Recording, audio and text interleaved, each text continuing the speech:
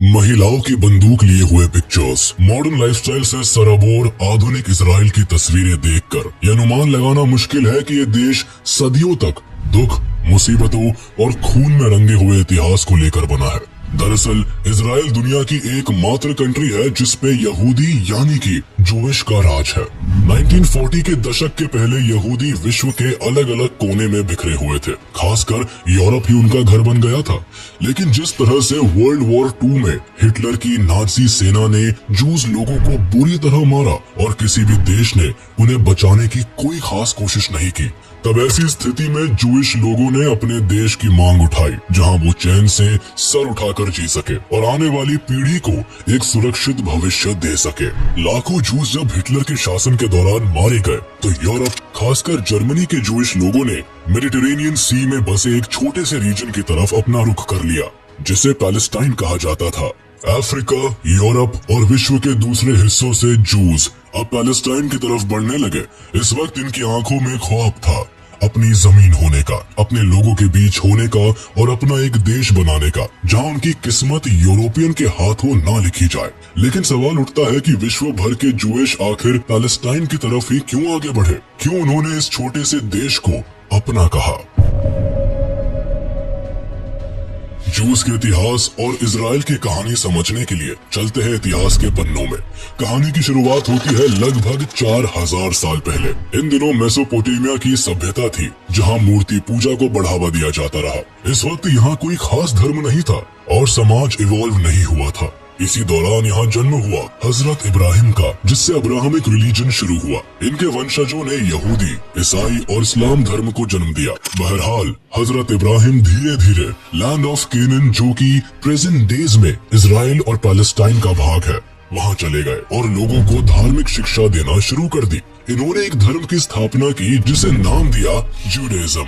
इब्राहिम के followers Judas कहलाने लगे। इब्राहिम के 2 बेटे हुए, एक इस्माइल और दूसरा आइसक। इनके समय में भी इन्होंने जूडाइज्म को ही फॉलो किया और इनके फॉलोअर्स भी काफी संख्या में हो गए। लेकिन आगे चलकर आइसक के जो बेटे हुए उन्हें क्रिश्चियनिटी में जेकब, यहूदियों में इजराइल और मुस्लिमों में याकूब के तौर पर जाना गया। उन्होंने जूडाइज्म को आगे बढ़ाया, लेकिन फिर जेकब ने 4 शादियां की जिससे उनके 12 पुत्र हुए, जिन्होंने 12 अलग अलग कबीले बनाए और राज करने लगे। इन्हीं में से एक पुत्र जूडा था। इन्होंने ही यहाँ पहली दफा यहूदी धर्म की स्थापना की। लेकिन बीतते वक्त के साथ यहाँ भयानक अकाल पड़ने लगा, जिससे कि यहूदी लोग धीरे धीरे आसपास के देशों में माइग्रेट करने लगे। सबसे ज्यादा यहूदी उन दिनों इजिप्ट में जा बसे, क्योंकि यहूदी जहाँ भी जाते वहाँ सेटलमेंट बनाते और ग्रुप्स में रहा करते थे। इसीलिए वो बिजनेस में हमेशा से आगे थे। इनकी काबिलियत से इजिप्ट के राजा अब डरने लगे। उन्हें लगा कि अगर यहूदियों की संख्या यूं ही बढ़ती रही तो फिर वो दिन दूर नहीं जब ये लोग इजिप्ट पर कब्जा कर लेंगे और अपना शासन चलाने लगेंगे। इनकी बढ़ती आबादी और प्रोस्पेरिटी ने वहाँ के राजा को रेस्टलेस करना शुरू कर दिया। फिर जल्दी ही वहाँ के राजा ने जूस प्रभाव और परिवार को रोकने के लिए ऐसा आदेश दे दिया जिसे सुनकर सबके रोंगटे खड़े हो गए। दरअसल इजिप्ट के किंग ने सारे जूस पुरुषों और बालकों को मार देने का आदेश दिया। जूइश महिलाओं को स्लेवरी में धकेलना शुरू कर दिया। इससे न तो केवल शुरुआती दिनों में जूस की पॉपुलेशन घटी, बल्कि बहुत सारे जूस अब दूसरे राज्यों की तरफ भागने की फिराक में लग गए। इसी दौरान इजिप्ट के जूस परिवार में हजरत मूसा का जन्म हुआ था, जिन्होंने बड़ी मुश्किल से इजिप्ट में रहने वाले जूस को इकट्ठा किया और कठिन रास्ते को पार करके अपने जूस काफिले के साथ वापस इजराइल आ गए। इसके बाद मूसा एक धार्मिक गुरु के तौर पर देखे जाने लगे। उनका जूस लोगों के बीच में काफी सम्मान बढ़ने लगा। जब सारे जूइश मिलकर इजिप्ट से अपने काफिले के साथ इजराइल पहुंचे, तब उन्होंने ईश्वर के 10 कमांड्स यानी उपदेश दिए, जिसे मानने से जूस हमेशा सुखी संपन्न रह सकते थे। उन्होंने इन 10 उपदेशों को एक पत्थर पर लिखवाकर एक सोशल सेंटर में रखवा दिया, जिसे जूस के बीच में 10 कमांडमेंट ऑफ सुप्रीम गॉड कहा गया। इस तरह से यहूदियों को एक लंबे संघर्ष के बाद रहने के लिए एक निश्चित जगह मिली।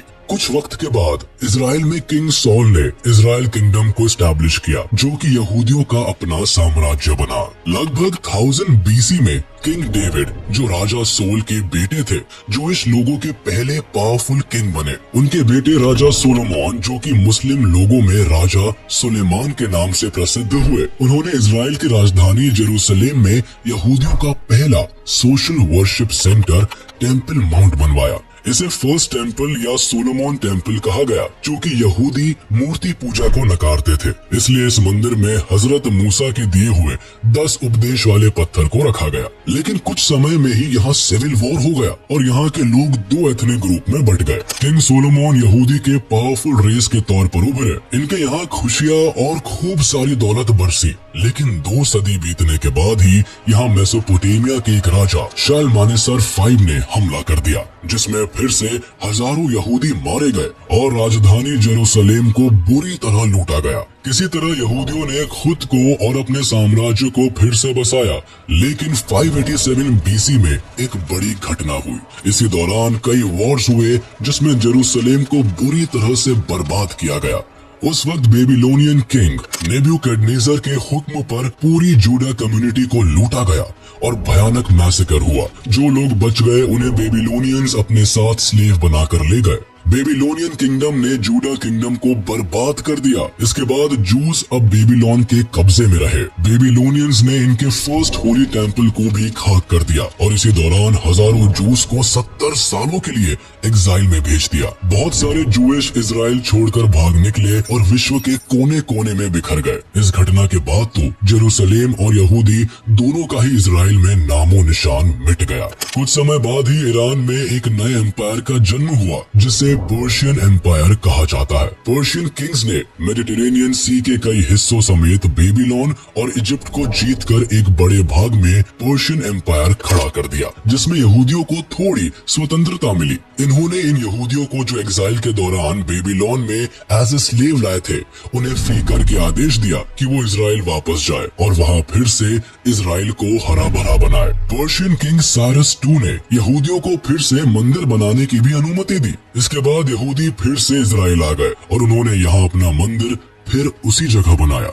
इसे सेकंड टेम्पल कहा गया। यहाँ यहूदियों ने अपना जीवन शुरू किया, लेकिन ये जगह हमेशा ही युद्ध और हमलों में उलझा रहा। कुछ वक्त बीतने के बाद अलेक्जेंडर ने पर्शियन एम्पायर को जीत लिया और इसके बाद जेरूसलेम अब सिकंदर के कब्जे में आ गया। अलेक्जेंडर किंगडम खत्म होने के बाद 63 बीसी तक इजराइल रोमन किंगडम के भीतर आ गया। रोमन किंगडम के समय में ही जीसस क्राइस्ट का जन्म एक यहूदी परिवार में हुआ। वो धीरे धीरे लोगों के बीच काफी पॉपुलर होने लगे और उन्होंने खुद को भगवान का बेटा कहा। जल्दी ही उनके फॉलोअर्स अब यहूदी समाज में फैल गए। लोग उनकी बातों से बहुत प्रभावित होते और उनके चमत्कार देखने आने लगे। ये बात यहूदियों के धर्म गुरुओं को नहीं भाई। उन्होंने जीसस के खिलाफ बातें फैलानी शुरू कर दी। जूस ने जीसस को अपना गॉड मैसेंजर मानने से इनकार कर दिया। ये जीसस ऑफ नाजरेथ की टीचिंग को मानने से इनकार करने लगे और 30 से 33 एडी के करीब जीसस को सूली पर टांग दिया, ये कहते हुए कि ये आदमी धर्म के खिलाफ बोल रहा था। लेकिन जीसस को सूली पर टांगना यहूदियों पर बहुत भारी पड़ गया। रोमन एम्पायर में जीसस के फॉलोअर्स बढ़ने लगे। कई जूइश भी अब क्रिश्चियनिटी को फॉलो करने लगे थे। इससे यहूदियों की समस्या और बढ़ने लगी। असल में रोमन्स की बढ़ती हुई क्रिश्चियन पॉपुलेशन की वजह से कई जूस भी अब क्रिश्चियनिटी को फॉलो करने लगे थे। इससे जूइश के धर्म गुरुओं ने मिलकर रोमन के खिलाफ रिवोल्ट कर दिया, जिसे फर्स्ट जूइश रोमन वॉर कहा जाता है, ताकि क्रिश्चियंस को इजराइल से भगाया जा सके और रोमन्स के राज से छुटकारा मिल सके। जहाँ तहाँ लोग अब काफिले बनाकर रोमन एम्पायर को मानने से इनकार करने लगे। जब जूस ने पहली बार अपने हक की आवाज उठाई और रोमन किंगडम को मानने से इनकार करने लगे, तब रोमन्स ने पूरे जेरूसलेम को चारों तरफ से घेर लिया और फूड सप्लाई बंद कर दी, जिससे कि जूस भूखे मारे गए। इसके बाद उन्होंने बचे कुचे लोगों को मारना शुरू कर दिया और अंत में पूरे जेरूसलेम को आग के हवाले कर दिया। इसी दौरान रोमन्स ने यहूदियों के सेकंड टेम्पल को भी जलाकर राख कर दिया, जिसकी एकमात्र दीवार आज भी जेरूसलेम में बची हुई है। इस घटना को सीज ऑफ जेरूसलेम कहा गया। इस आगजनी में लाखों जूस परिवार मारे गए और जो बचे उन्हें या तो कन्वर्ट किया जाने लगा या फिर स्लेवरी में डाला जाने लगा। जूस महिलाओं के साथ अत्याचार ज्यादा बढ़ गए और जूस पुरुषों और बच्चों को तो जान से भी मारा जाने लगा। इस दौरान रोमन्स ने न केवल लाखों यहूदियों को मार गिराया बल्कि लाखों को स्लेव बना लिया और जो बचे थे उनके ऊपर टैक्स इम्पोज कर दिया गया। इजराइल का नामो निशान मिटाने के लिए रोमन्स ने जेरूसलेम का नाम बदलकर एलिया कैपिटोलिना कर दिया। इसी दौरान रोमन्स ने इजराइल के एक छोटे से हिस्से जिसे जूडिया कहा जाता था उस जगह का नाम बदलकर सीरिया पैलेस्टीना कर दिया, जो कि लेटर ऑन पैलेस्टाइन के नाम से जाना गया। धीरे धीरे इसी पैलेस्टाइन में जूस के फॉलोअर्स ने क्रिश्चियनिटी को बढ़ावा दिया। हालांकि उन दिनों रोमन एम्पायर के किंग्स भी क्रिश्चियनिटी के अगेंस्ट थे, इसलिए पैलेस्टाइन में रहने वाले लोग गुपचुप तरीके से इस रिलीजन को फॉलो करते थे। शुरुआती दिनों में ये रिलीजन ज्यादा नहीं फैला। 324 एडी तक तो रोमन एम्पायर का राज रहा, लेकिन इसके बाद रोमन किंगडम के टुकड़े हो गए और आखिरकार बाइजेंटाइन एम्पायर, जो कि रोमन एम्पायर का ही एक भाग था, उसने 324 एडी से जेरूसलेम की गद्दी हथिया ली। रोमन साम्राज्य की सत्ता द ग्रेट एम्परर कहे जाने वाले कॉन्स्टेंटीन के हाथों में आ गई। कॉन्स्टेंटीन खुद ही क्रिश्चियनिटी और जीसस के थॉट से काफी प्रभावित थे, इसलिए उन्होंने जेरूसलेम में जहाँ जीसस की कब्र थी वहाँ एक चर्च बनवा दिया और क्रिश्चियनिटी को एक्सेप्ट कर लिया। इस चर्च को चर्च ऑफ द होली सेपल्चर का नाम दिया गया। इसके बाद बाइजेंटाइन एम्पायर ने क्रिश्चियनिटी को अपना ऑफिशियल रिलीजन घोषित कर दिया। अब चूंकि यहूदी लोगों ने जीसस की टीचिंग्स को नहीं माना था और जीसस के क्रूसिफिकेशन को सपोर्ट किया था, इसलिए अब ये लोग दोबारा से इस नए साम्राज्य के टारगेट बन गए। अब फिर से जूस का परसिक्यूशन शुरू हुआ। इसी दौरान फिर से हजारों यहूदियों ने ईसाई धर्म को अपना लिया और जिन लोगों ने नहीं अपनाया उनके ऊपर फिर से अत्याचार होने लगे। चूंकि बाइजेंटाइन एम्पायर को पता था कि अगर जूस को थोड़ी भी छूट मिली तो ये तुरंत अपना साम्राज्य बनाने में देरी नहीं करेंगे, इसलिए उन्होंने इस दौरान कई सारे ऐसे रूल्स बनाए जिससे कि जूस लोगों की पावर खत्म होती चली गई। कुछ रूल्स के हिसाब से जूस अपने लिए कोई भी स्लेव या सर्वेंट नहीं रख सकते थे। जूस और नॉन जूइश मैरिज भी बैन कर दी गई। जूस अपने लिए किसी भी तरह की कम्युनिटी वर्शिप सेंटर नहीं बना सकते थे और न ही उन्हें बहुत ज्यादा संख्या में इकट्ठा होकर प्रेयर्स करने की अनुमति थी। इन सब रूल्स को नहीं मानने वाले जूस को पनिश करने का भी प्रावधान बना। उनकी प्रॉपर्टी जब्त कर ली जाती थी और कई मामलों में उन्हें या तो जेल में डाल दिया जाता था या फिर उन्हें सीधे मौत की सजा दे दी जाती थी। ऐसी बदतर जिंदगी जीते हुए जूस ने कुछ सदियां और गुजारी। 638 एडी में बाइजेंटाइन एम्पायर को हराकर अरब आर्मी ऑफ उमर जेरूसलेम को कैप्चर कर लेता है, जिसके बाद पूरा सीरिया पैलेस्टीना अरब रूलर्स के अंडर आ जाता है। अरब्स के समय उन्होंने उस जगह का नाम अब पैलेस्टीना कर दिया। 638 से लेकर 1099 तक पैलेस्टीना इस्लामिक पीरियड में रहा, जिसमें यहूदियों को थोड़ी बहुत आजादी मिली। इसी दौरान लाखों जूस मुस्लिम बन गए और खुद को इब्राहिम के वंशज कहने लगे। इस दौरान यहूदी खूब फ्लरिश हुए। मुस्लिम खलीफा ने पूरी दुनिया में बसे जूस को वापस से जेरूसलेम आने का न्योता दिया। इस दौरान आसपास बसे जूस फिर से इजराइल की तरफ चले गए। हालांकि पिछले 500 सालों से भटकते रहने के कारण कई जूस अब अफ्रीका, यूरोप, खासकर स्पेन, जर्मनी और रूस के आसपास के इलाकों में बस गए थे और उन्होंने वहां अपना छोटा छोटा सेटलमेंट बना लिया था। इसी दौरान इस्लाम धर्म चारों तरफ फैला और जूस भी पूरी दुनिया में अलग अलग जगह बसने लगे। 1099 तक तो जूस अच्छी जिंदगी जी रहे थे, लेकिन 11वीं सेंचुरी तक आते आते यूरोपियंस अब समुद्री रास्ते ढूंढते हुए हर जगह को कॉन्कर कर रहे थे। इसी दौरान उन्होंने पैलेस्टीना को भी कॉन्कर किया और यहाँ के लोगों को मारना शुरू कर दिया। इसके अलावा यूरोप की दूसरी जगहों में जहाँ जूस पहले से रह रहे थे उन पर भी अत्याचार शुरू हो गया। दरअसल लगभग सारे यूरोपियन देश क्रिश्चियनिटी को फॉलो करने लगे थे और उनका मानना था कि जूस लोग ही थे जिन्होंने जीसस को क्रूसीफाई किया था, जिसका खामियाजा उन्हें 1000 साल बाद भी चुकाना पड़ रहा था। यूरोपियन क्रिश्चियंस ने न सिर्फ पैलेस्टीना एंड जेरूसलेम को कैप्चर किया, बल्कि यहाँ पर रह रहे जूस की जिंदगी में भी जहर घोलने का काम किया। इनका मानना था कि जेरूसलेम जहाँ जीसस की कब्र थी उसे अरब मुसलमानों से छीना जाए और जूस जो कि जीसस की मौत के लिए जिम्मेदार माने जाते थे उनका खात्मा किया जाए। ये दौर शुरू हुआ 1095 से, जो कि 1291 तक चलता रहा। इस दौरान मुस्लिम और क्रिश्चियन लोगों के बीच भयानक युद्ध हुए।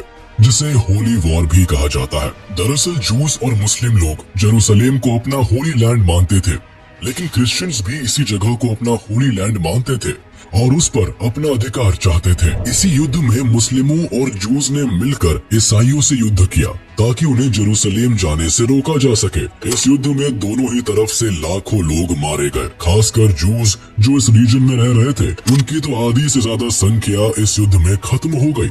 इसके अलावा यूरोप में जहाँ भी यहूदी दिखे वहाँ ईसाइयों ने उनको जिंदा जलाना शुरू कर दिया।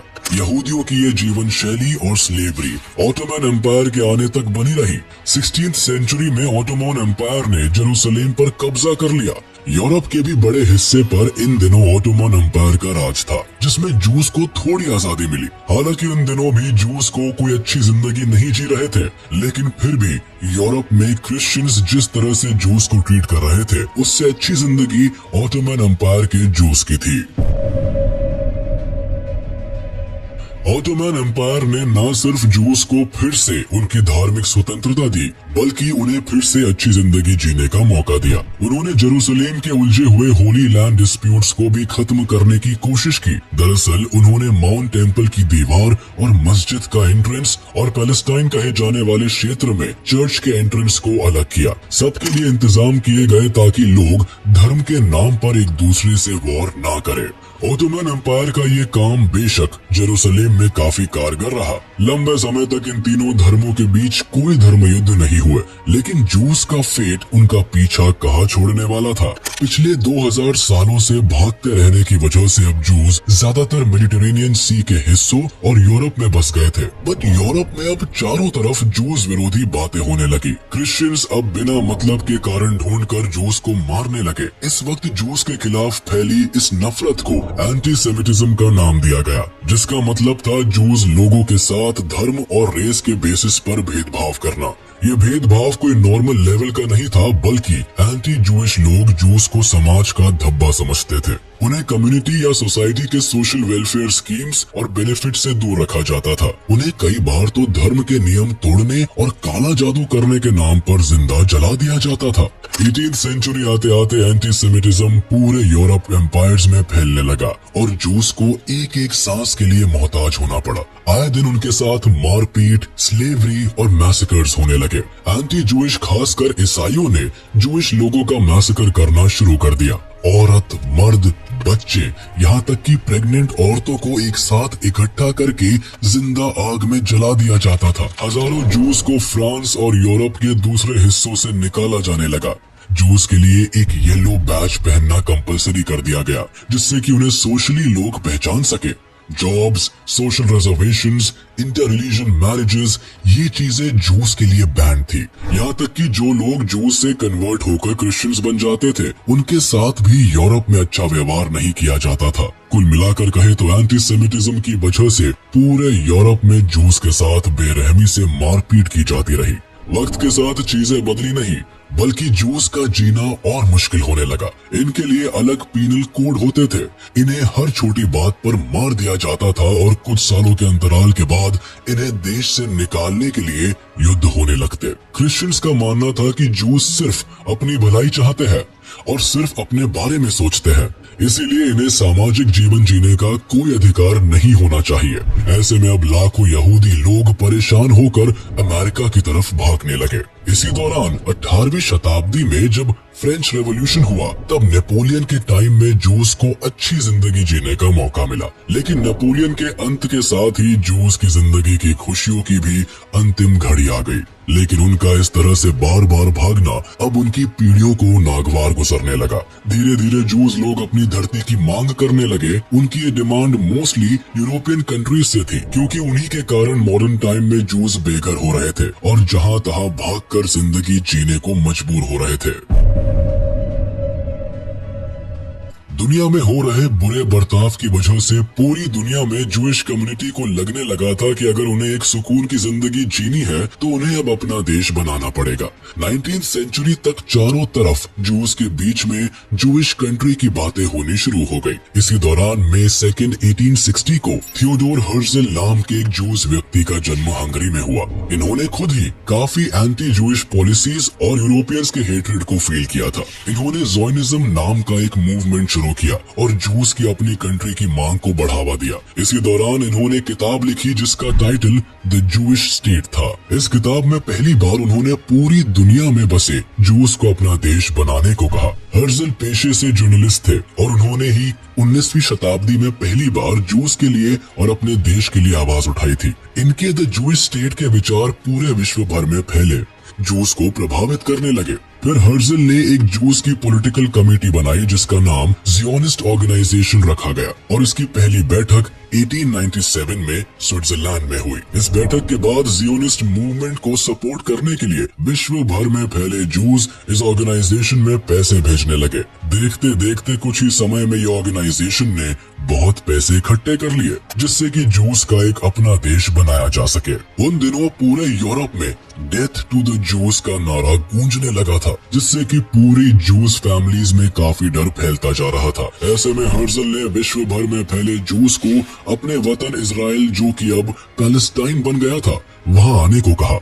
उनके उस बुलावे के बाद काफी मात्रा में जूस अपने वतन इजराइल की तरफ बढ़ने लगे। हर्जल को यह भरोसा था कि एंटीसेमिटिज्म को यूरोप से हटाना नामुमकिन है और इस वजह से जूस हमेशा ही दुख भरी जिंदगी जीते रहेंगे। इसीलिए उन्होंने जूस स्टेट की मांग तेज कर दी। उनके बुलावे पर फिर से जूस का काफिला पैलेस्टाइन की तरफ बढ़ने लगा। जिसको जैसे संभव हुआ वो उसी हालत में पैलेस्टाइन की तरफ बढ़ निकला। कुछ लोग तो एंटीसेमिटिज्म के मारे पैदल ही रेगिस्तान पार करते हुए पैलेस्टाइन पहुंच गए। क्योंकि उन दिनों पैलेस्टाइन ओटोमन एम्पायर के हाथ में था, इसीलिए जूस के यहाँ आने पर कोई रोक टोक नहीं हुई। जूस के यूरोप से पलायन करके पैलेस्टाइन पहुंचने के इवेंट को अलिया का नाम दिया गया। हर्जल के इस बुलावे पर पहला अलिया 1882 एंड 1903 के बीच हुआ जिसमें लगभग 35,000 जूस इजराइल वापस आए। इसके बाद दूसरा अलिया 1904 एंड 1914 के बीच हुआ जिसमें फिर से लगभग 40,000 जूस इजराइल आए। इसी बीच वर्ल्ड वॉर 1 शुरू हो गया। इसके दौरान भी लगभग 40,000 जूस पैलेस्टाइन आ गए। लेकिन पैलेस्टाइन आकर भी जूस यहाँ एक भगोड़े की तरह जीवन जी रहे थे। जूइश लोगों ने बॉर्डर वाले इलाकों में अपना सेटलमेंट बनाया, लेकिन जूस के पास काफी पैसे थे जिसका इस्तेमाल करके वो अपना शहर, स्कूल्स, हॉस्पिटल्स और संस्कृति को फ्लोरिश करना चाहते थे। जूस अपना देश किसी भी कीमत पर बनाना चाहते थे और इस बात की खबर ब्रिटिशर्स को काफी अच्छे से थी। उन दिनों अमेरिका में जो जूस थे वो काफी फ्लोरिश्ड और रिच थे और वही लोग मेनली ज़ायनिस्ट ऑर्गेनाइजेशन को पैसे भेज रहे थे। अमेरिका के वर्ल्ड वॉर 1 में एंटर कर जाने के बाद अब जूस भी कुछ हद तक प्रो ब्रिटिशर्स हो गए। इस बात का फायदा उठाकर ब्रिटिश एम्पायर ने अपनी कमजोर होती हुई इकोनॉमी को बूस्ट करने और वॉरफेयर के खर्चे को उठाने के लिए 1917 के आसपास जूस लोगों से फाइनेंशियल मदद मांगी। बदले में उन्होंने ये कहा कि अगर जूस उन्हें पैसों से मदद करते हैं और अगर ब्रिटिशर्स वर्ल्ड वॉर 1 जीत जाते हैं तो वो लोग जूस की अपनी कंट्री इजराइल बनाने में मदद करेंगे। ब्रिटिशर्स के इस वादे पर भरोसा करके जूस ने ब्रिटिशर्स को सपोर्ट किया। उन दिनों ये प्रस्ताव जूस और ब्रिटिश फॉरेन सेक्रेटरी आर्थर बैलफोर के बीच हुआ था जिसे बैलफोर डिक्लेरेशन भी कहा जाता है। इस प्रॉमिस पर भरोसा करके जूइश लोगों ने ब्रिटिशर्स को ऑटोमन के खिलाफ जाकर फाइनेंशियल मदद की। इस युद्ध में ऑटोमन एम्पायर हार गया और पैलेस्टाइन अब ब्रिटिशर्स के कब्जे में आ गया। पैलेस्टाइन जब ब्रिटेन के कब्जे में आया तो पूरे विश्व से जूस पैलेस्टाइन की तरफ बढ़ने लगे।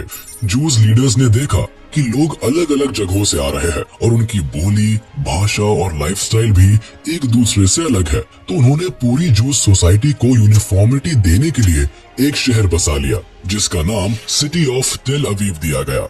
यहाँ पर जूइश लीडर्स ने हिब्रू भाषा, जो कि जूस की अपनी पुरानी भाषा थी, उसे फिर से यूज में लाने की कोशिश की। हिब्रू भाषा सिखाने के लिए स्कूल खोले गए, न्यूज़पेपर और पब्लिक अनाउंसमेंट्स और प्रेयर्स को हिब्रू लैंग्वेज में ही प्रमोट किया गया, जिससे कि जूस आपस में मजबूती से जुड़ते चले गए। जूस की बढ़ती जनसंख्या और ब्रिटिशर्स के कब्जे में आ जाने की वजह से अब पैलेस्टाइन, जो कि मेनली मुस्लिम थे, वो डरने लगे और यहीं से शुरू हो गया अरब इजरायली के बीच पैलेस्टाइन में डोमिनेंस का कॉन्फ्लिक्ट। दोनों ही पैलेस्टाइन पर अपना हक चाहते थे। पैलेस्टीनियंस को लगने लगा कि उनकी जमीनें छीनकर ब्रिटिशर्स कहीं जूस को ना दे दे। इसके बाद पैलेस्टीनियंस ने जूस और ब्रिटिश आर्मी के खिलाफ रिवोल्ट कर दिया, जिसे शांत करने के लिए ब्रिटिशर्स ने जूस के सिर्फ 10,000 लोगों को ही एक साल में पैलेस्टाइन आने की परमिशन दी। लेकिन पोलैंड, रशिया और जर्मनी में बढ़ते एंटीसेमिटिज्म की वजह से लाखों जूस बिना किसी रूल की परवाह किए इलीगली पैलेस्टाइन में आने लगे। इसी बीच जूस ने अपनी सिटी में एग्रीकल्चरल लैंड्स को बनाया और खेती शुरू कर दी। इसके अलावा हिस्टाड्रोट, जो कि लेबर संगठन था, उसे भी बनाया गया। इसके बाद उन्होंने एक इलेक्टेड असेंबली, अपनी नेशनल काउंसिल और हगाना, जो कि इजराइल की डिफेंस फोर्स थी, उसे भी एस्टैब्लिश कर लिया। एक तरह से इन्होंने पैलेस्टाइन में अपना देश बनाना शुरू कर दिया। लेकिन इसी बीच जर्मनी में हिटलर के राइज की वजह से जूइश लोगों पर बहुत अत्याचार होने लगा, जिससे भागकर फिर लाखों की संख्या में जूस अपने देश इजराइल की तरफ लौटने लगे। जूस के बढ़ते पॉपुलेशन की वजह से अब पैलेस्टाइन में कॉन्फ्लिक्ट्स तेज हो गए, लेकिन इस बार जूस भागने के मूड में नहीं थे। उन्होंने अपनी फोर्सेस को तैयार किया, जिससे वो पैलेस्टाइन के खिलाफ सिविल वॉर भी जीत रहे थे। 1933 से 1938 तक पैलेस्टाइन में कई सिविल वॉर्स हुए, जिसमें कई जूइश और मुस्लिम मारे गए। इसी बीच आमिन अल हुसैन, जो कि जेरूसलेम का मुफ्ती था और अरब हायर कमेटी का प्रेसिडेंट था, उसने जूस को पैलेस्टाइन से मारकर भगाने के लिए हिटलर से दोस्ती करनी चाहिए। वो जर्मनी जाकर हिटलर की सेना में शामिल होना चाहता था, जिससे कि पैलेस्टाइन में भी मुस्लिम एसएस आर्मी बनाई जा सके और जूस के साथ वही सुलूक पैलेस्टाइन में भी किया जा सके जो उस दौरान जर्मनी में हो रहा था। हिटलर ने मुफ्ती को कभी भी ज्यादा वैल्यू नहीं दी, लेकिन मुफ्ती ने हिटलर के दाहिने हाथ माने जाने वाले एडोल्फ आइकमैन से दोस्ती कर ली। इसके बाद वर्ल्ड वॉर 2 के दौरान ब्रिटिशर्स ने पैलेस्टाइन के बॉर्डर को पूरी तरह से सील कर दिया, जिससे कि जूस का पैलेस्टाइन में एंटर करना नामुमकिन हो गया। ऐसे में बाकी देशों ने भी जूस के लिए अपने देश के दरवाजे बंद कर दिए। 1939 में वर्ल्ड वॉर 2 शुरू हो गया, जिसमें लगभग 60 लाख जूस हॉलोकॉस्ट में मारे गए और जो बच गए वो किसी तरह से इजराइल भागकर चले आए। हॉलोकॉस्ट के भयानक दर्द से गुजरने के बाद अब जूस के इंतजार की हद खत्म हो गई। उन्होंने अपना देश बनाने के लिए फिर से ब्रिटिश एम्पायर पर जोर डालना शुरू कर दिया। इस बार जूस पीछे हटने वालों में से नहीं थे। उन्होंने अपने हाथों में बंदूक उठाई, जिससे कि इजराइल एक स्वतंत्र देश बन सके। अब इजरायलीज फोर्सफुली ब्रिटेन के अगेंस्ट जाकर हॉलोकॉस्ट से बचकर आए यहूदी को अपने देश में लाना शुरू कर दिया। कई छोटे छोटे कॉन्फ्लिक्ट्स हुए, जिनमें जूस और ब्रिटिशर्स दोनों ही मारे गए, लेकिन फाइनली जूस ने ये जंग जीती। 1947 में Zionist movement homeland for the Jewish people काफी तेज हो गया। वर्ल्ड वॉर 2 के बाद ब्रिटिश इकोनॉमिकली काफी कमजोर हो गया था, इसलिए उन्होंने व्हाइट पेपर रिलीज करके कहा कि वो लोग 15 मई 1948 को पैलेस्टाइन छोड़कर चले जाएंगे। लेकिन यहाँ तो अब तक ब्रिटिश एम्पायर के द्वारा यहूदियों को प्रॉमिस किया गया होमलैंड मिला ही नहीं था, तो फिर अरब्स और जूस के बीच होने वाले युद्ध भी लाजमी ही था। लेकिन इस मामले को तब यूएन कमीशन ने संभाला और पैलेस्टाइन के डिवीजन की बात प्रपोज की। शुरुआती दिनों में तो जूस के सपोर्ट में कोई भी नहीं आया, लेकिन जैसे ही अमेरिका ने अपना वोट जूइश स्टेट इजराइल के फॉर्मेशन के पक्ष में दिया, वैसे ही यूएसएसआर ने भी जूस के सपोर्ट में वोट कर दिया। फिर फाइनली जब यूएन कमीशन में पैलेस्टाइन और इजराइल के बंटवारे के लिए वोटिंग हुई, तब 33 देशों ने इजराइल के पार्टीशन प्लान को समर्थन दिया, जबकि 12 मुस्लिम देश और अपना एक भारत इस पार्टीशन के खिलाफ थे। सबसे मजेदार बात यह है कि ब्रिटेन, जिसने जूस को अपना स्टेट दिलाने का वादा किया था, वही इस वोटिंग में न्यूट्रल रहा। कुल मिलाकर 10 देशों ने किसी के भी पक्ष में वोट नहीं दिया। मई 1948 को फाइनली ब्रिटिश आर्मी ने रेजोल्यूशन 181 के तहत पैलेस्टाइन को बांटकर इन्हें छोड़ दिया। लेकिन इसके एक दिन पहले ही 14 मई 1948 को इजराइल अपने आप को इंडिपेंडेंट घोषित कर देता है। लेकिन इजराइल की ये खुशी एक दिन से ज्यादा नहीं टिकी, क्योंकि बंटवारे के अगले ही दिन पैलेस्टाइन ने इजराइल पर हमला कर दिया। हमले की वजह पैलेस्टाइन का अनइवन बंटवारा था। दरअसल जूस की जनसंख्या पैलेस्टाइन में काफी कम थी और वो मोस्टली पैलेस्टाइन के ऊपरी भाग के बॉर्डर टाउन्स में रहा करते थे। लेकिन जब ये बंटवारा हुआ तब पैलेस्टाइन का एक बड़ा भाग इजराइल को दे दिया गया, जिससे जूस तो बड़े खुश हुए, लेकिन मुस्लिमों ने इसे एक्सेप्ट नहीं किया। इसके अलावा पैलेस्टाइन को 3 भागों में बांट दिया गया, एक अरब स्टेट, दूसरा जूइश स्टेट और सिटी ऑफ जेरूसलेम को इंटरनेशनल टेरिटरी घोषित कर दिया गया। इस बंटवारे की वजह से पैलेस्टाइन के निचले भाग में रहने वाले 7 लाख से ज्यादा मुस्लिम लोग बेघर हो गए और न्यूली क्रिएटेड अरब स्टेट पैलेस्टाइन में जाने को मजबूर हो गए। इसी वजह से इजराइल के फॉर्मेशन के तुरंत बाद फर्स्ट अरब इजरायली वॉर हुआ, जिसमें लाखों पैलेस्टीनीज और यहूदी मारे गए।